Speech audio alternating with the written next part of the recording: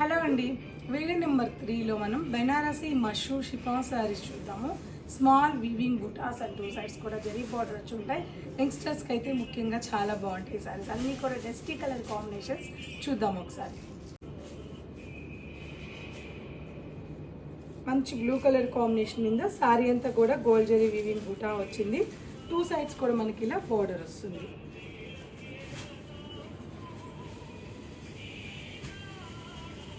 పళ్ళు,